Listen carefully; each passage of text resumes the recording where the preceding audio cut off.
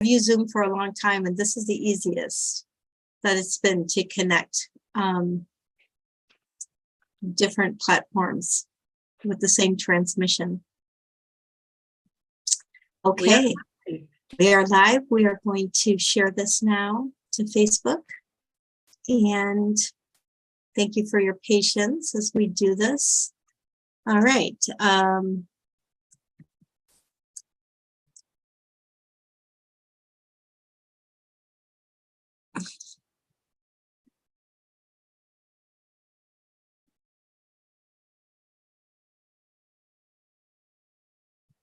The conversations up until now have been just remarkable. And there's been so much shared. It's just been a beautiful, beautiful thing. So hello, everyone. I welcome you to this segment of A Day of Light and Love 2020. I humbly and proudly am the host of this event.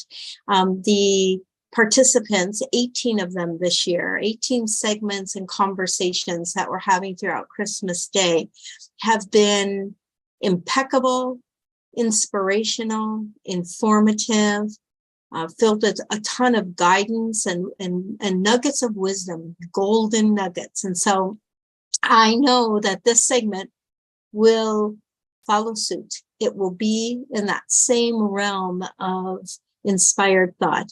Rebeca Montero is someone that I have been knowing now for quite a few years. And I want to say that you're going to do this whole conversation in English, which is outstanding, commendable, because in that same period of time that you've mastered English, I haven't mastered Spanish. So I just really commend you for the intentionality, the focus, the determination, and the accomplishment. And so with that, I just want to say we're here in a day of light and love to bring light and bring love on Christmas Day, which is the season. This is the season of light and love. And we want to bring it to people who may not be experiencing as much light and as much love as they would prefer today and during this season, with the hope, trusting that if you gather enough nuggets from what we've done here this year with the various contributors, your Christmas in 2023 will be much different and much more. There's so much possible, so much light and love possible to shine into your life. And so, Rebeca, I love that your grandpuppy is behind you. That is Soul. That is Sophia, who was a previous contributor and then translated for us for Gretel. I mean, amazing daughter that you've raised. And I know that we're going to go into, I just love that dog. We're going to go into a whole conversation around family as a light to the world. But first, would you just help everyone know a little bit about who you are and how you've arrived to today and what you offer the world? First of all, thank you, Virgin, for the invitation. And just how you said, I have been investing in Learn English. You invited me a few years ago to this festival, and I say no, because my English, I wasn't prepared to speak in English with all the audience and all the amazing people are listening these videos. And now I feel ready, and I'm really grateful for inviting me one more time. And this time I say yes. Yes, I love that. Yes, my name is Rebeca Montero, and first of all, I am a proud mom. That is how I connect with my life mission when I became a mom, when I have this intention of being the best mom for my daughter. Mm-hmm. And the intention of do it much, much better than my mother and my father did it with me. Mm. And then I start to study everything about the develop and children's early stimulation and everything about family and how to be the best mom. And this journey, I realized that I've been doing so many changes, and why don't share with other families what I learned and my results? And then I start to grow up my business, not only being with children, because I used to have a early stimulation center, also doing a courses Courses? and webinars and everything, conference to parents. And I start to prepare to guide other parents in parenting. And that's why I became who am I today, who I am today. And for me, when I start this journey, I discover my own wounds. In this intention of be the best mom for my daughter, I have to see me. I have to see my wounds. I have to visit my inner child and face with my inner child and healing my wounds. And that becomes the medicine for my family system. And my intention was more powerful when I decide to do the inner work. Mm. Yes. And so what do you do with parents then? What do I do? Repeat me again. Your work with parents. Like, Yeah. how does that show up? Like, what kind of work do you do with them? My first step was to get my first certification in the parent talk system, the language, the importance of how we communicate our children and with other people, and how we talk to ourselves. And then I get that certification and I start sharing this system, the parent talk system, which is 21 techniques, is created by Chick Morman. Everything was in English. I learned it in English.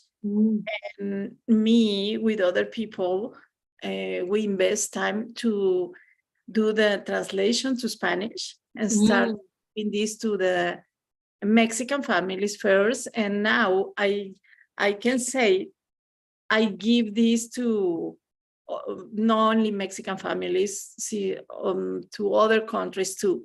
The language is Spanish.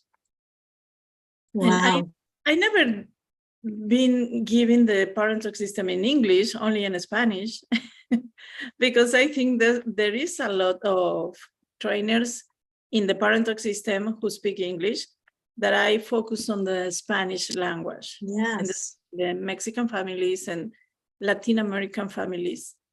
And that was how I begin. And then I start to create my own programs, and that complement the language is a complement. Yes. But there is more that we can do as a mothers, as a fathers, to do change in the education system and the family system, and start to doing different, and stop saying, this is who I am, this is what I learned, I will not change. Yes, all of us can change, all of us can do different, all of us can start putting the intention of inner peace, and then change everything to bring peace into our families. Not only inner peace. And for me, it's really important to bring peace and security to our children. If they feel if my daughter feels safe, she will not going into survival mode. Right. And what I see is that many families, and it happened in my family when I was a child. And sometimes we have to figure it out because our own parents doesn't know how to do with themselves. Yes. When you were talking earlier about that you turn to heal your own inner child, and in doing that, in healing the wounds of your childhood, you could then bring a healed version to your daughter instead of transferring those same wounds, which we see happen. I mean, we see that happen. It's almost an unconscious incompetence that we have, where we just continue to pass down. And, you know, sometimes, like for myself, I knew as a child that I didn't like things that were done a certain way. And then I had my children, and it would startle me how something would trigger the very same response that I did not like as a child. And as a mother, I'm from a trigger perspective, and then I had to catch it and say, whoa, whose voice was that? You know, and I didn't have all the tools that I have today, but I had the knower. I knew that was not what I wanted to transfer to my children. So I think that is really important what you said. Sometimes we don't know how to do it better, but it's important to know what we don't want to do. yes, If you have clear what you don't want to do, then you can start to receive the signals to the new. Yeah, I think when you know what you don't want, what you do want becomes more obvious. And then it's just recognizing that to do nothing in the pursuit of healing is ultimately for those triggers to show up again and again and again. At some point, we have to draw the line in the proverbial sand, you know, and say, from here on, I'm going to work on this. I'm going to learn more about this, you know. And I didn't have a codified knowledge or a codified information system like what you offer. I find what you offer absolutely fascinating to me, because as a much younger mother, I would have been accessing that most certainly, which is why I invited you previously, because I feel that I don't think my experience is that unique. I think that there are people who recognize that they don't want to repeat. They see a tendency to repeat.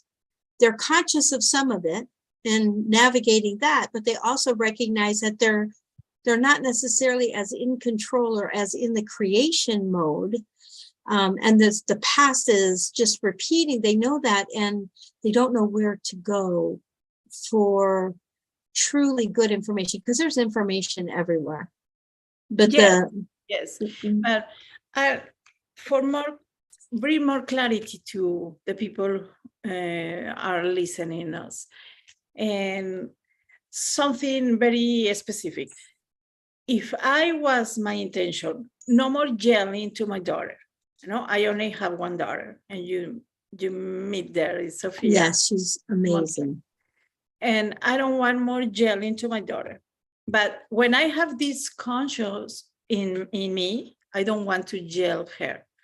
I know when I start yelling, there is a voice inside of me. Remember what you said, you don't want to yell. And then it's like, okay, stop, I don't want to do this. But what is happening here? That was my question. Why I'm yelling when I said I don't want to yell more to her? Yes. And there is when the inner work starts. When you do pause and say, what is happening inside? Why I'm yelling? And then you start to yell into I stopped to yell to my daughter, and I was going inside. What happened that triggered me that you said, oh, because she threw a toy or she, whatever. And then you say, what reminds me that behavior? And then you can do the inner work. And then you can bring peace into yourself, into your inner child. And then when that behavior appears again from your daughter, in this case, my daughter, I start to feel compassion into me and say, everything is okay now. This is your child. This is my child. I am the mother. And I don't want to yell in her because of my wounds. Yes. And then breathe, say what I want to do. This happening in seconds. Yes, absolutely. And then I choose and I say, okay, I love you. I remember myself every time when I was having triggers. I love this little girl. I am a model for her. What I'm going to choose in this moment to do. And that became a habit. And then I start to, or I stopped yelling to her because I was aware of what I don't want to do. Yes. And start doing things different. And the moment I knew what I don't want to do, I was focusing myself in solutions, in different things.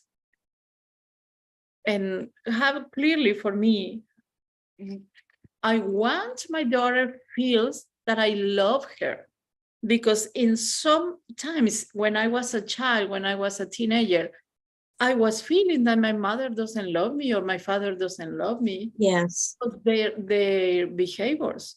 Yes. Sometimes, even when I have the same name of my mother, I am, we are 3 sisters and 1 brother. I am the one who most looks like my mother. I was the thought, I am adopted.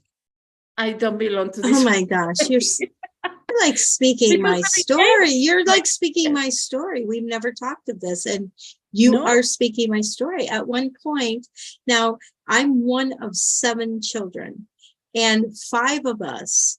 Well, there's 4 girls and 3 boys.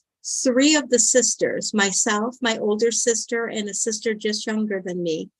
At any point of our lives, we almost were like interchangeable in looks. That's, of course, I'm not aware of this. As a child, you're not comparing yourself to that.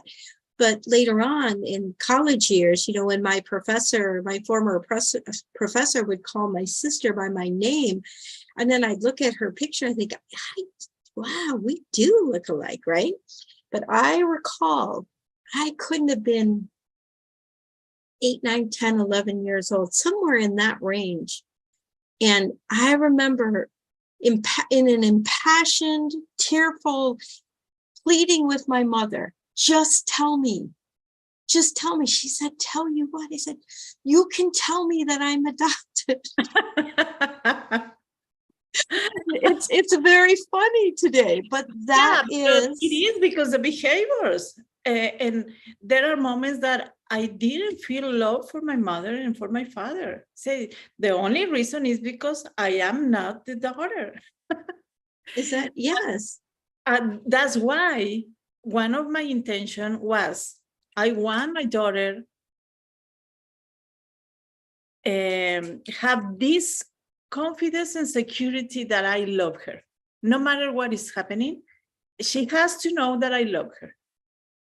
And that was one of my intentions. The other was, I want to bring peace and harmony into my home. Home to home, she entered into a field of happiness, harmony, and peace. And not that, I don't want to go to my home. Yeah, I would say that my intentions, my primary intentions, the foundation of my creation of my family is exactly the same as what you just spoke.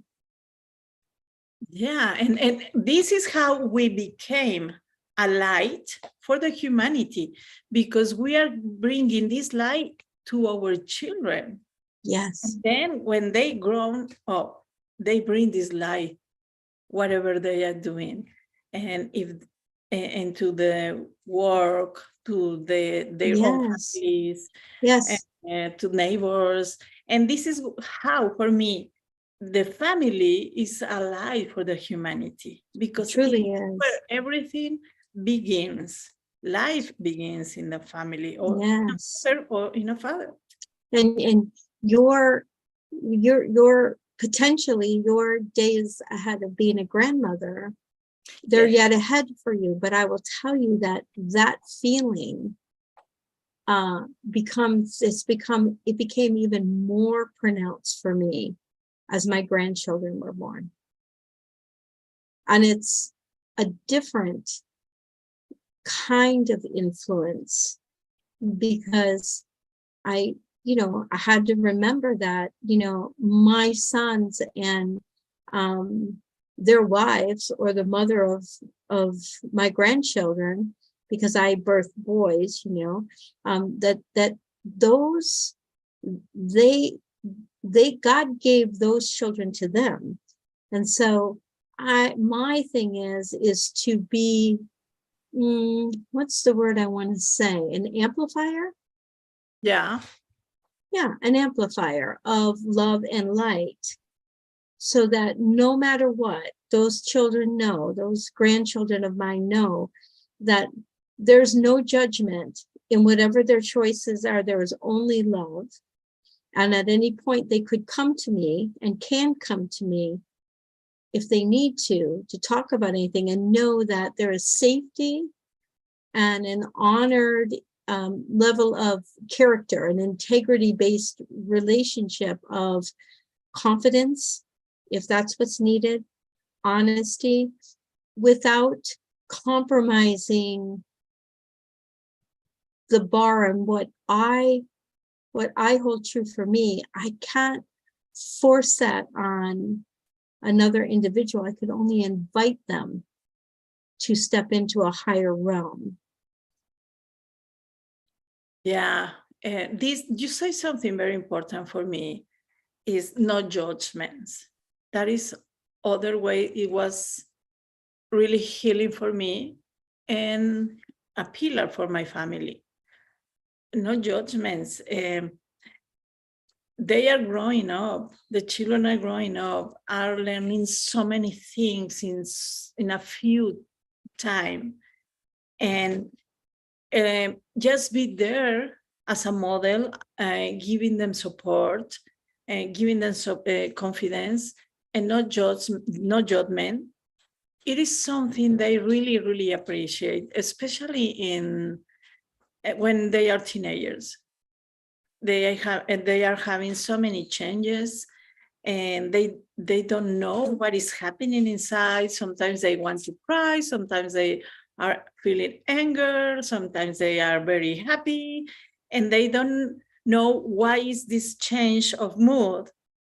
And stand up for them with no judgments, and say, if you want to cry, I can help you, and you can cry with me. You don't have to know why, just let it go. And if you are angry, okay, let me know when you are feeling better. I'm here for you. Yes. And no judgments. And that is, they learn to not judge themselves. They learn that they are loved, what I said in the beginning, and they learn that they have our support, and they feel secure at home. Because much teenagers are looking that confidence and that support in other places, because outside, they don't have it at home. Absolutely. And it is our responsibility to give this support, and this confidence, and these not judgments, for them to feel safe.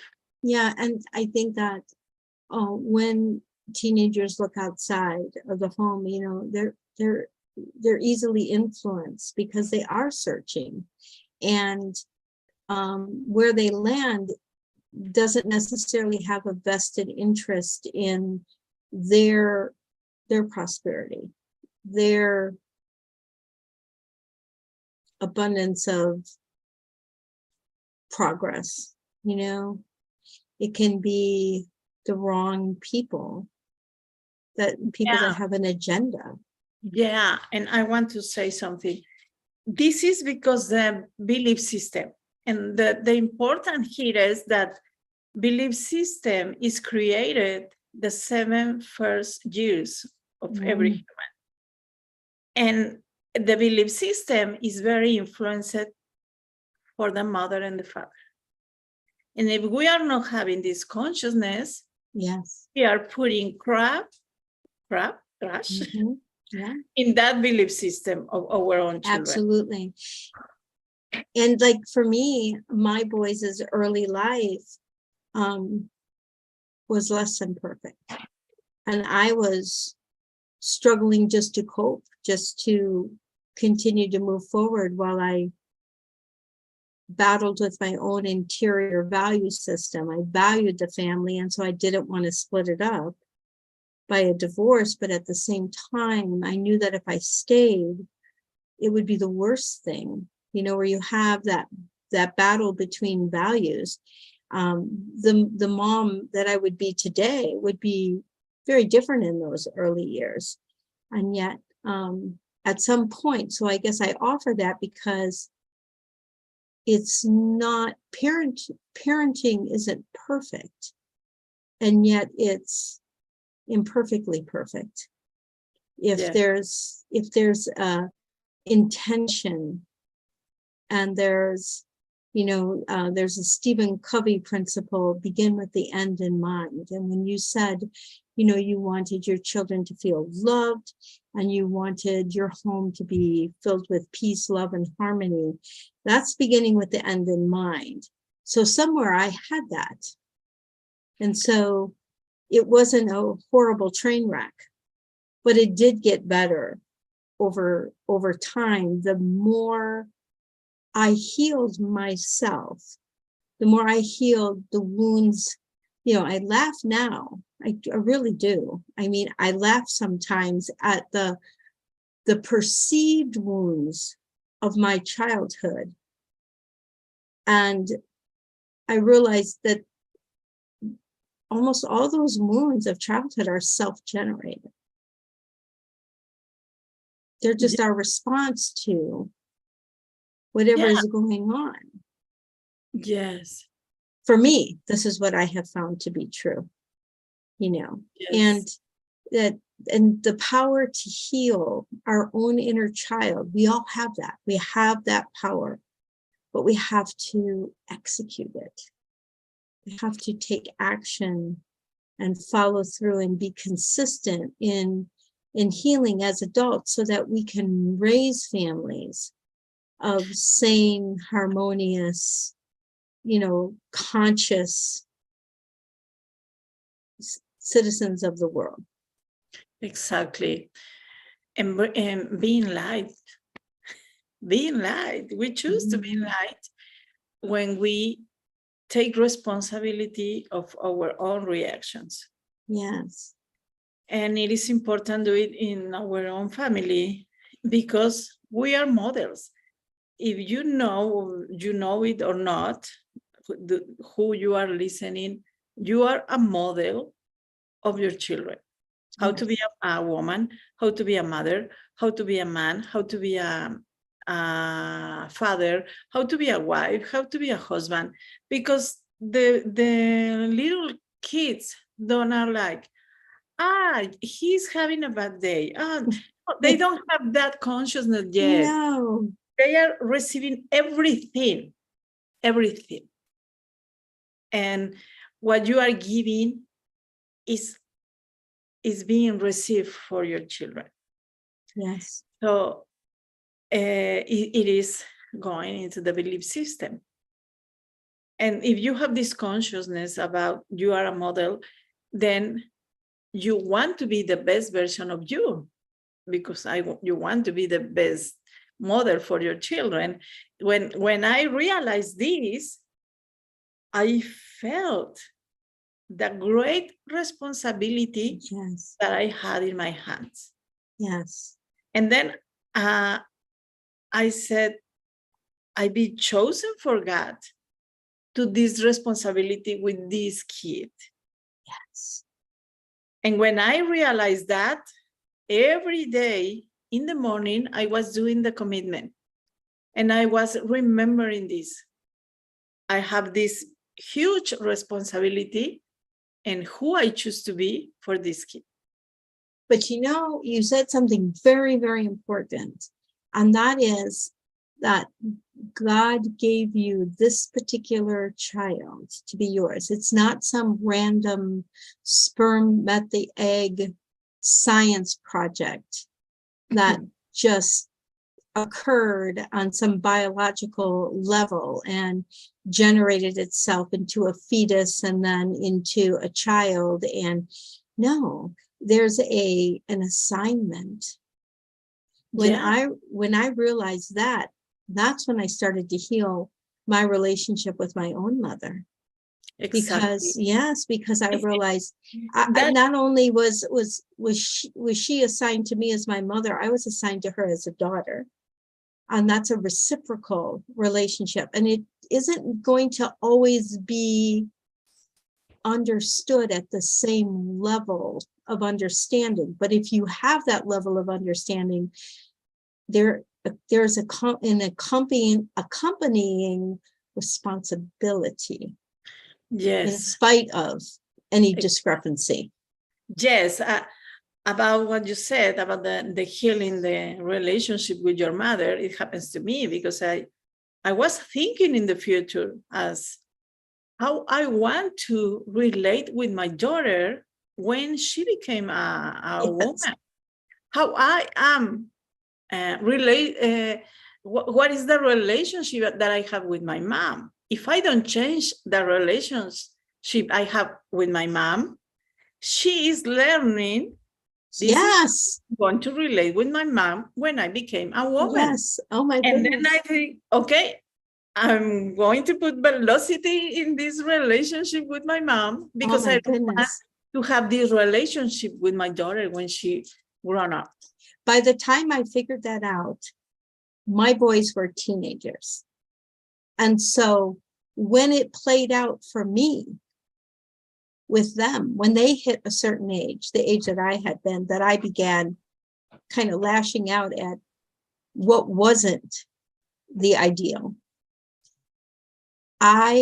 Thankfully, I understood exactly what was occurring because I could see what I had done. And so I just allowed it. And I said, I accepted that was the quality of their experience and I couldn't go back and rewind it. But the way that I met it, because I didn't meet it with just judgment, and I didn't meet it with argument or arguing for my position or my perspective. No, I just received. And in that just receiving and allowing that anger to be expressed, something transformed within the relationship. That's a very different experience than you have with your daughter. But again, I learned much of what you're talking about there. I learned that my boys were a bit older. Oh, the love was always there and the desire for peace and harmony. But I didn't understand that in order for that to truly emanate from me, I had to be the hub of peace. I had to be the hub of love. And I thought I was. But self-deception it's a very powerful force, right? Yes. And so until I really did the work on me and really took responsibility that regardless if this was my experience or not, I still had to do something about it. Yes. And in all this journey, I found that relationship with myself, it is really important. Yes. In this role of mom. Yes. Oh my role goodness. Of human Yes. being. Oh my goodness. And so then the gift for me, I don't know if we are in this, I don't know the time, but we should wind it down. Thank you for leading. Thank you for leading the close. I'm lingering because I'm enjoying this so much. But spend time with you. I really like to hug you. I really like to talk to you. But I know you have more guests. yes. And the gift for me is now my daughter is 26 and I am 52, and we have a wonderful relationship. And the proof is I traveled from Mexico to Canada with, today I think is -7 outside. Yes. And I traveled to be with her. Yes. And I traveled because she in this moment she chose to stay here. Yes. It is not only my decision. The gift is that she want me here. Yeah, to share her. That is the gift. To share her new life. Yes, so you could have an immersive experience. Want to spend Christmas with me. Yes, because absolutely. I know there are many people don't want to see the parents once they grown up. Yes. And this, for me, I accomplished one of my intentions. That is that she felt loved by me. She feel loved by me, and she wants to spend time with me on Christmas. That is my gift. Do you have anything coming up that people can plug into that they can? Yeah. I have this program. It is in Spanish, but it is let me think, because it is in Spanish. It is the master key of the parenting of the future. It came to me as you were talking, and I'm gleaning so much from it, and I'm thinking what a resource you would be for English-speaking Jeannie as a young mother. I want to suggest to you that you bilingual that program, because your daughter is an amazing translator. I will love. I know she's an amazing translator, but it is not her profession, and I know she's busier than me. Yes, well, there probably are other people who would benefit from learning as they're translating. Really something to consider, Rebecca, because it's a world dilemma, the family. It is not only exclusive to Mexico. Not at all. The families, I know. And yes, that's what I still learning English every day. I'm studying every day, because I want to bring this into the world, not only to the Spanish-speaking families. Yes.